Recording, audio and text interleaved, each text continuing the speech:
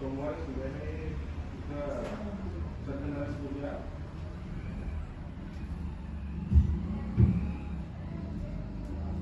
मंदिराचं वैशिष्ट्य म्हणजे महाभारताच्या काळात जेव्हा पांडवांनी युद्ध केलं, युद्धात पांडवांनी अनेकांची बली घेतली. त्या बलीच्या मोक्षासाठी त्यांनी महादेवाच्या दर्शनासाठी हिमालयाकडे निघाले.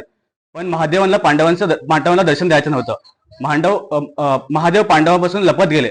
पण एका ठिकाणी महादेव नंदीच्या रूपामध्ये भीमाला दिसले आणि ते जमिनीच्या आत लिपून बसले होते. भीम त्यांना वळखून हेच महादेव आहेत म्हणून ह्या आकारात त्याला दिसत होतं. जे गायीचा वरचा भाग असतो तो ह्या आकारात असतो. त्यांनी ओळखलं की हेच महादेव आहेत म्हणून, आणि तिथंच त्याला महादेव सापडले आणि त्या जाग्यालाच त्यांनी ती शिवलिंग स्थापना केली. हे शिवलिंग स्थापन केलं ते पांडवांनी ह्या जागी हे शिवलिंग स्थापन केलं. पण जेव्हा शंकराचार्याने भारतात 12 ज्योतिर्लिंग केले त्यावेळेला ह्या मंदिराचं जीर्णोद्धार करण्यात आलं आणि 12 ज्योतिर्लिंग मधलं एक ज्योतिर्लिंग म्हणून हे मंदिर विशिष्ट आहे.